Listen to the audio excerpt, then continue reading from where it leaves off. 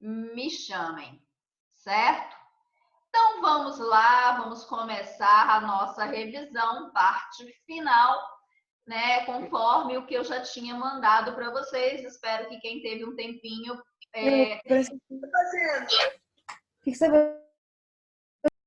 Peraí, cuidado que temos áudios abertos aí. Então, quem tiver alguma dúvida, quem conseguiu resolver, a gente vamos lá. Quais são as hipóteses de perda de mandado do poder legislativo que estão previstas, né, para quem não chegou a estudar e quiser anotar, no artigo 55 da Constituição? Então, as hipóteses de perda de mandado estão previstas no artigo 55. Alguém se habilita a falar sobre elas? Seria descumprir qualquer elemento do artigo 54, que seria fazer pacto com organização pública, entre outras, deixar de comparecer... Vamos interromper você só um segundo, Heitor. Então, o que você acabou de mencionar, certíssimo, né, seria descumprir qualquer das incompatibilidades e impedimentos previstos no Estatuto do Congressista. Né? As incompatibilidades e impedimentos estão ali para ser observadas. Então, se eu deixo de as observar, eu posso perder o meu mandato. Perfeito. Pode continuar. Exatamente. Ele deixar de cumprir qualquer procedimento de decoro parlamentar, certo? Agir contra o decoro parlamentar. Isso, e deixar de comparecer a terça parte das reuniões que ocorrem no Congresso. E deixar de comparecer a terça parte das sessões, né, ordinárias da casa que ele pertencer. Tem mais. Que perder ou tiver suspensos dos direitos políticos, e aí vocês voltam na matéria de Direito Constitucional 1, então, para saber quais são as hipóteses. Pode falar? As hipóteses de perda e suspensão estão previstas no artigo 15 da Constituição, então é legal dar uma olhada, né, no artigo 15, e quando também decretar a justiça... então seriam essas hipóteses, né? Quando decretar a justiça eleitoral, nos casos que estão previstos em lei, e quando sofrer condenação criminal transitada em julgado. Então, estas seriam as hipóteses de perda de mandado do Poder Legislativo. Deem uma olhada e uma grifada também nos parágrafos 2º, 3º e 4º do artigo 55, porque ali tem as situações que essa perda de mandado ela está vinculada também à decisão da votação da casa. Então, ela não é automática, tá? Algumas são, outras a respectiva casa é que vai decidir. Então, o parágrafo 2º diz que nos casos do inciso 1, que seria você descumprir alguma incompatibilidade ou impedimento, no caso do inciso 2, que seria atuação contra o decoro parlamentar, e inciso 6, que seria condenação criminal, a perda do mandado ela é decidida pela Câmara dos Deputados ou pelo Senado por voto secreto e maioria absoluta, mediante provocação da respectiva mesa ou do partido político representado no Congresso, assegurada a ampla defesa. Então, essa pessoa tem o direito ali de se defender. E no caso dos incisos 3, que seria inciso 3, só olhar aqui rapidinho, inciso 3, deixar de comparecer às sessões, e inciso 4, que é perder ou tiver suspensos os direitos políticos, a perda ela é declarada pela mesa da respectiva casa de ofício, tá? Então, dá uma lida nesses termos que eles costumam... Sim, isso mesmo, Jorge. Então, no caso, dá uma olhada nesses dispositivos, porque eles costumam ser bastante cobrados em concurso, né? Então, é importante que vocês conheçam isso, dá uma grifada, leiam ali com carinho. Como ocorre o procedimento legislativo ordinário? O processo legislativo ordinário é diferente da criação da lei ordinária, apesar de com ela estar correlacionado, né? Processo legislativo ordinário é o processo comum, aquele destinado à criação das leis ordinárias e complementares.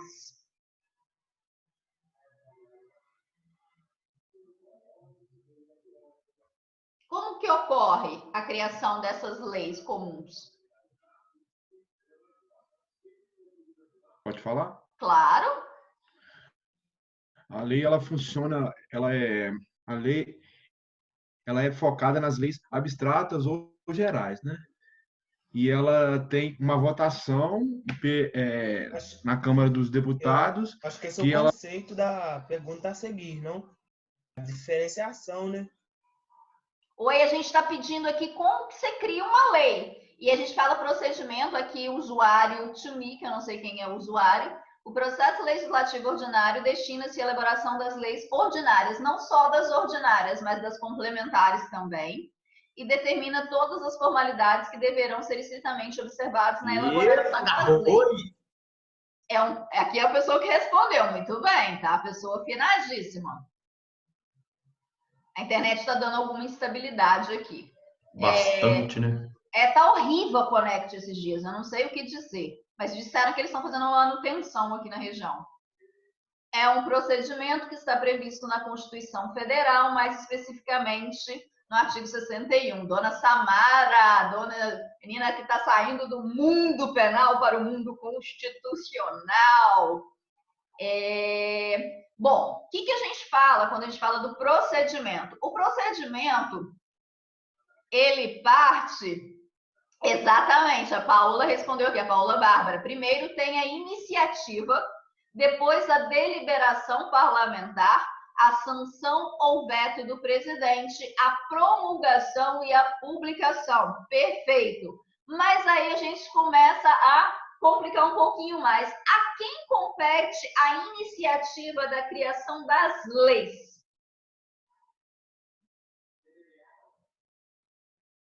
Poder Legislativo. Só o Poder Legislativo? Cuidado, senhor Luan. O Poder Legislativo, ele é o competente, logicamente, ali na sua essência. Mas só o Poder Legislativo? Legisla. O Poder, ele vai legislar. Mas quem tem a iniciativa da propositura de leis no Brasil? Complementares ou ordinárias, tanto faz. Eu posso propor uma lei? O que o Luan resmungou ali, mas não saiu? Nada não. Né? Vamos lá. Vamos lá. Temos aqui o executivo também pode propor leis. Então, vamos pensar na lei na esfera federal. Então, a gente tem a iniciativa, né?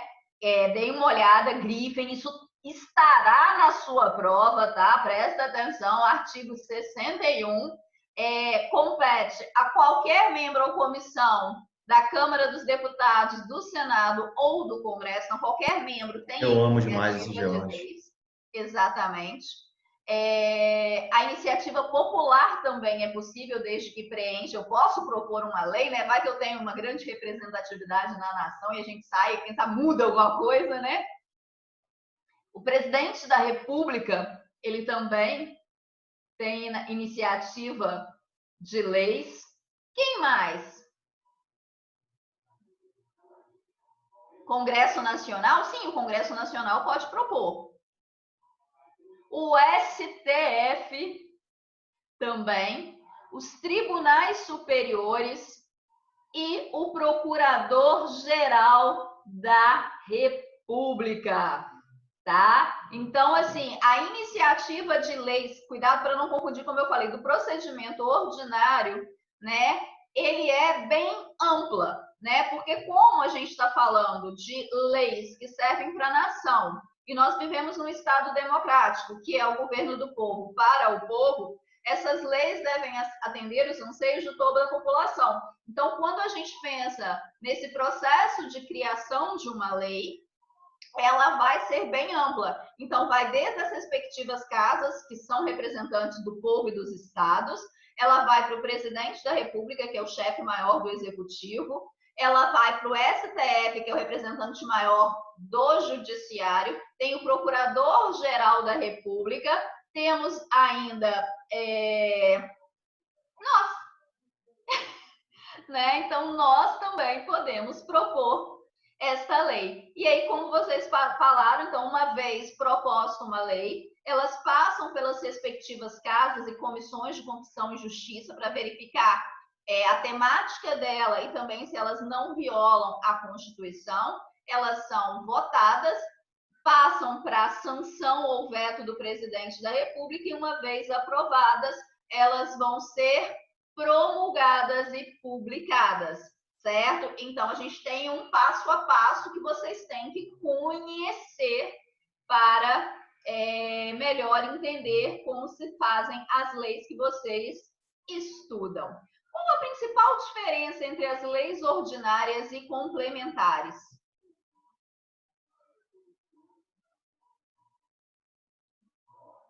Quais são as principais diferenças? Existem duas grandes diferenças, vamos lá, Samara. Uma no ponto de vista material e o outro no ponto de vista formal. Vamos explicar melhor. O João Marcos falou a composição. Expliquem melhor, por favor, os dois. Paola Bárbara, quórum de aprovação, né? A lei complementar precisa de a maioria absoluta, ao passo que a lei ordinária é a maioria simples. Isso é importantíssimo, vocês não podem se esquecer, né? Então, a votação das casas é diferente.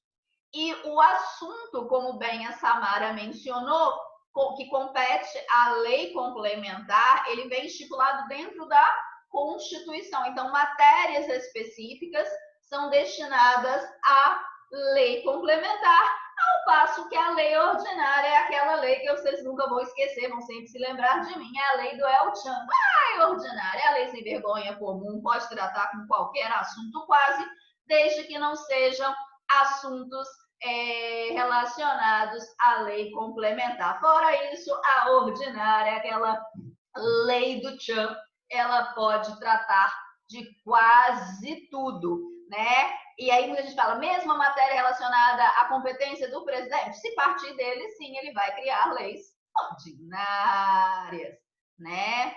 Existe prazo para retornar para o presidente deliberar. Como assim, George? Explique.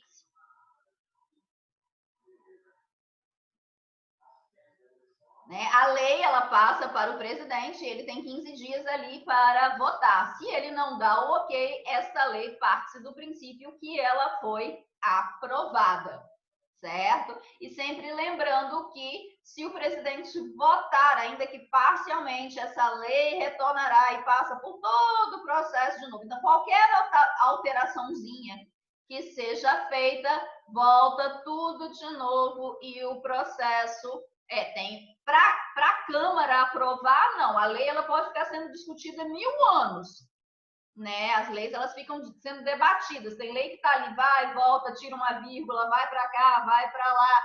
O que tem prazo é para a sanção presidencial. Elas vão ser votadas ali, elas ficam ali discutindo, vai, volta. Você vê a reforma da Previdência, que foi, na verdade, uma emenda e não uma reforma, ela vai, volta. Qualquer mudança eventual que aconteça, muda qualquer coisa ali, tem que votar tudo de novo. A quem cabe a iniciativa? Vamos ver aqui.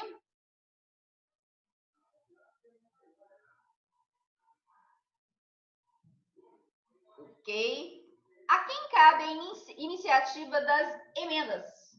Qual o seu quórum de aprovação? Isso vocês têm que guardar, escrever com letras neons e tudo mais. Quem compete, quem tem iniciativa para propor uma emenda à Constituição? Aqui já é mais limitadinho, porque a emenda, como a gente já falou, nós temos uma Constituição de natureza rígida ou até super rígida. Alexandre de Moraes que o diga, vocês viram discutindo ali que o sujeito não vai entrar porque está violando princípios, etc, etc. Né? Então, a gente tem ela quase que até super rígidas. Artigo 60, Ebenezer, sim. E o que diz o artigo 60?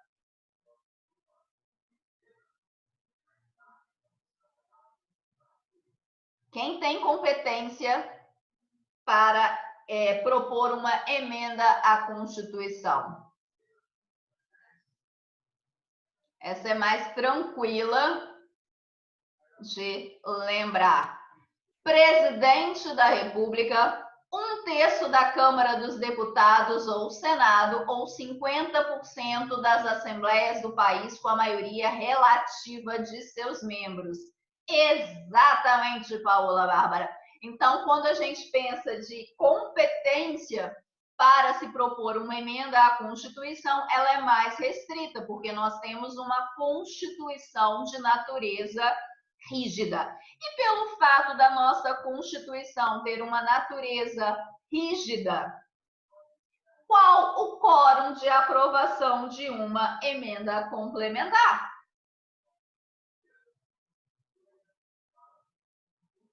Para que uma emenda seja aprovada, o que eu preciso observar deste quórum de aprovação?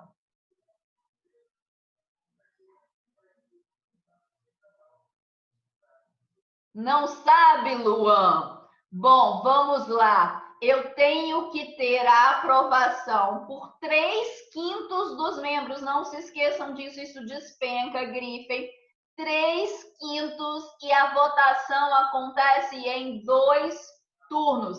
Então, supondo que ela teve início na Câmara dos Deputados, ela tem que ter aprovação dos 3/5. É mais que maioria absoluta, é muita gente. 3/5 aprova. Passa para o Senado, 3/5 aprova, volta porque vai que alguém mudou de ideia, aprova de novo com pelo menos 3/5, volta para o Senado, tem que ter de novo pelo menos 3/5. Por isso que, às vezes, o processo de uma emenda à Constituição é extremamente moroso, é extremamente lento, porque se um mudar de ideia ali, pode ser que tudo seja colocado abaixo, porque nós temos uma Constituição de natureza rígida.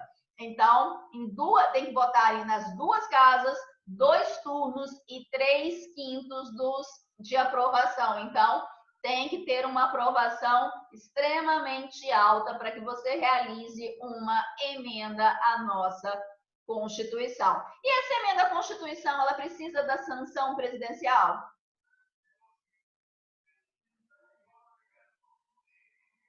Sim ou não?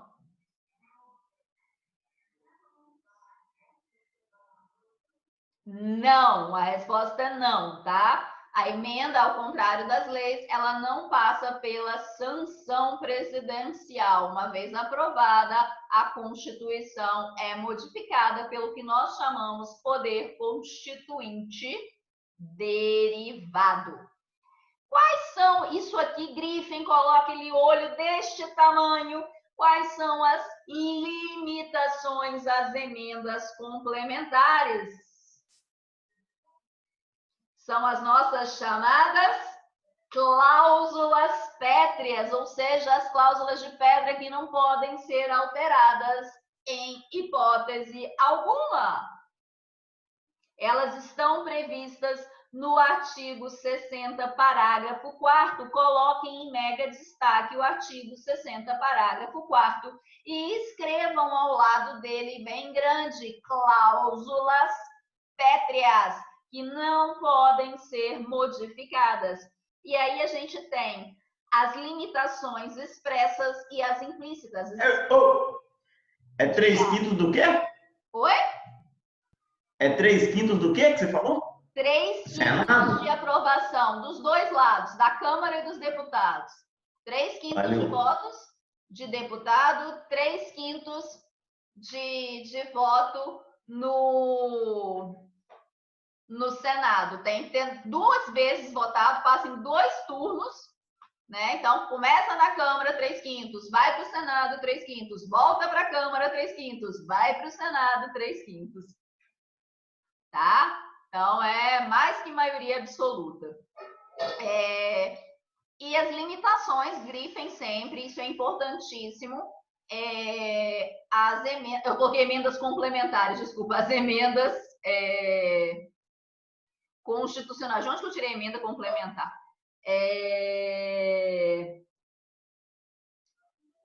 Seria o parágrafo 4º, não serão objeto de deliberação proposta de emenda tendente a abolir forma federativa de Estado, voto direto, secreto, universal e periódico, a separação dos poderes, os direitos e as garantias individuais, tá?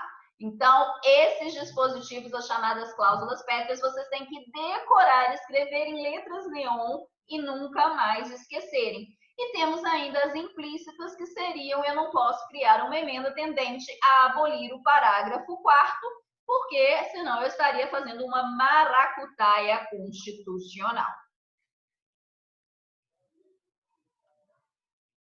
Voltei, isso mesmo, junte-se a nós, Ebenezer. Ah, meu parça! Vamos lá. Acerca da medida provisória, quem a edita? Quais são os seus requisitos? Qual a sua durabilidade? Medidas provisórias.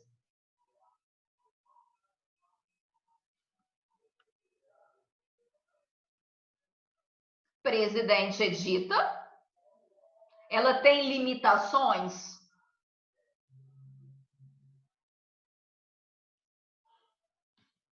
Diga, Verônica.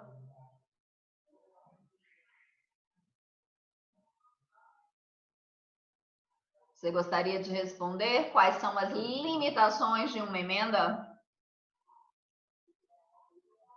Presidente, é vedada matéria específica de lei complementar. João Marcos que disse aqui, né? Presidente, é edita, é vedada matéria específica de lei complementar, e outras também que são propostas, né, dentro da própria legislação. Então, deem uma olhada, artigo 62, parágrafo 1º, que vai falando: é vedada a edição de medidas provisórias sobre matéria relativa à nacionalidade, cidadania, direitos políticos, partidos políticos, direito eleitoral, penal, processual civil, organização do Poder Judiciário e Ministério Público, a carreira e a garantia de seus membros, e algumas outras, né, que visa detenção e sequestro de bens de poupança popular ou qualquer outro ativo financeiro.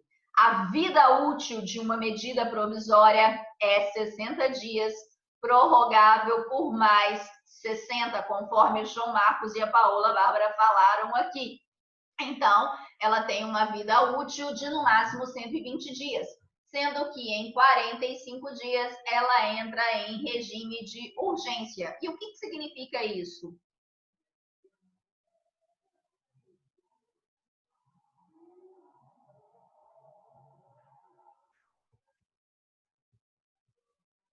O que significa que ela entra no regime de urgência? Que ela fecha a pauta das decisões no Congresso Nacional. Então, todas as leis que estiverem ali sendo votadas e tudo mais, elas ficam paradas, paralisadas, para que essa emenda seja votada e seja decidido se ela vai virar lei ou se ela simplesmente vai morrer, né? Então, ela entra ali, ela entra em regime de urgência. Os demais processos que estão ali, processos legislativos, eles ficarão suspensos. Muito bom. Com relação à medida provisória, suas respectivas limitações, alguma dúvida? Tranquilo? Depois temos algumas outras espécies de lei, né? A gente tem a lei delegada, decreto legislativo, resoluções, isso é pebinha, vocês não precisam estudar muito não, dá só uma olhada, porque isso quase nunca é cobrado. E com relação às funções do TCU, qual é a função principal do TCU, Tribunal de Contas da União?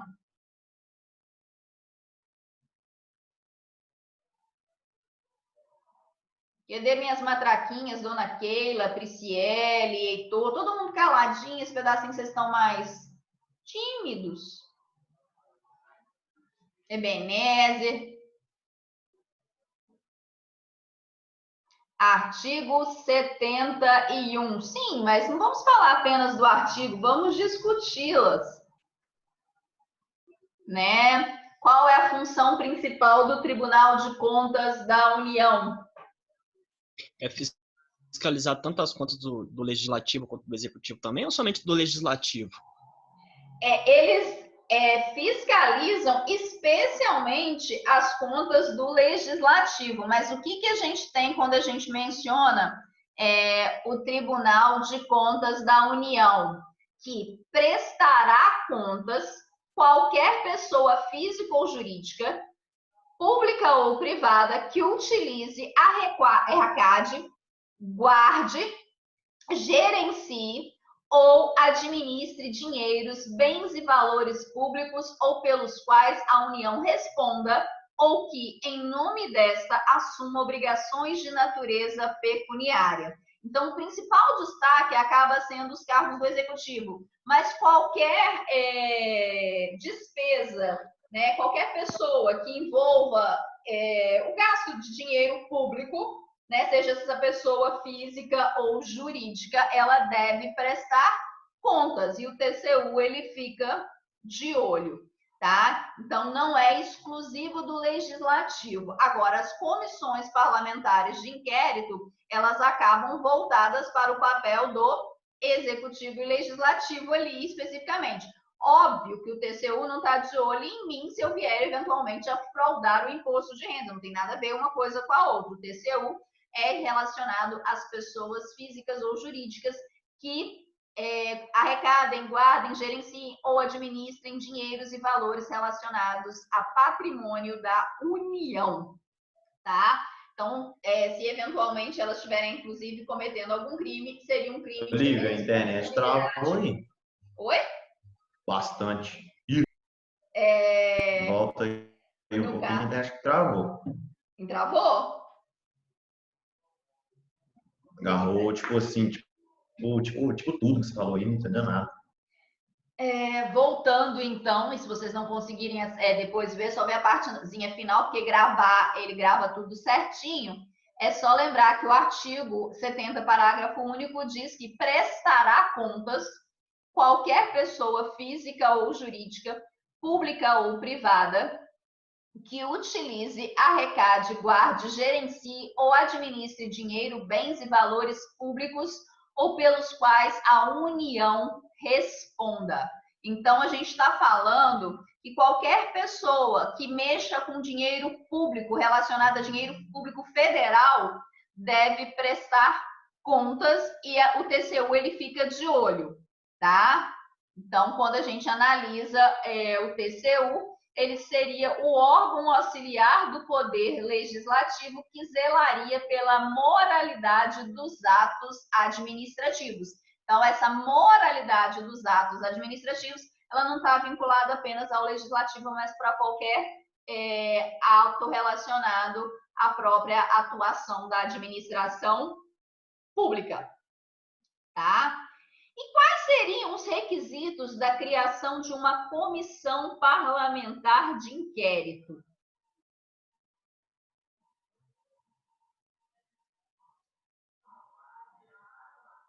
Não ser angolano. Não ser angolano? Ter mais de 35 anos. Não, eu não estou falando para ser ministro, não. Eu estou Benéfico, falando por favor. para abrir uma CPI. Para instaurar uma CPI. Nossa, Deus, tá travando a conta. Deve ser a sua, Luan. Não sei se todo mundo está travando. Mano, né? Não, tá? Né, não, tá travando o livro. Travando bem. A minha tá normal. Por incrível que pareça, a minha tá normal. Eu ouço vocês normal, então não sei, depois dá uma olhada, porque a gente está fechando o tempo, então só vamos fechar aqui, como o João Marcos bem mencionou, é necessário 1/3 dos membros da casa que vai investigar, que seja um fato determinado, que o prazo seja pré-estabelecido. Então, está certíssima a sua resposta, João Marcos, muito bom. Né? Então, esses seriam os requisitos para a instauração de uma CPI. E quais seriam os poderes e limitações de uma CPI?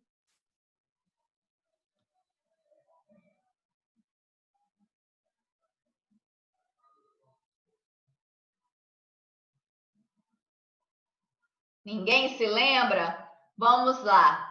Ah, tem alguém aqui se lembrando. Muito bom. Última matéria, não deixem de estudá-la.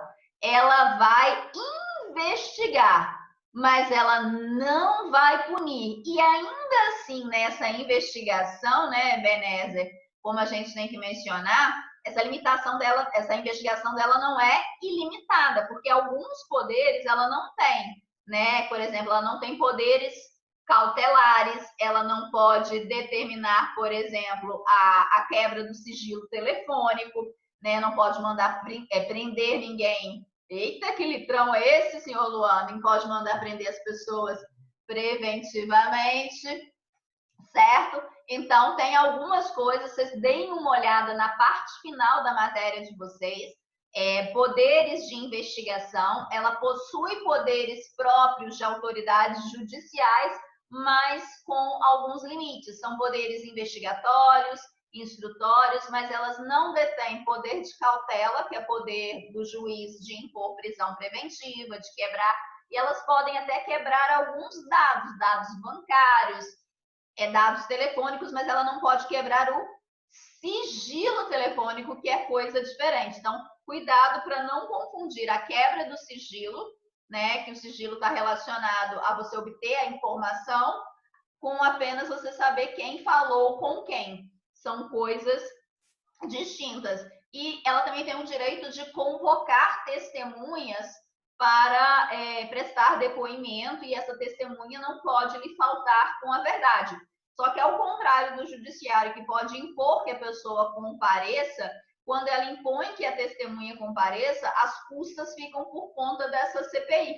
Né? Então, ela que tem que arcar realmente com as despesas de transporte e tudo mais dessa testemunha. Então, é uma comissão muito interessante, que às vezes costuma cair também em prova, mais relacionada aos poderes que ela detém. Alguma dúvida nesses nossos 3 minutos restantes, pois nós ficaremos 2 semanas sem nos falar? Só uma dúvida, a CPI ela pode também investigar membros do Supremo ou somente membros do Congresso Nacional e Executivo?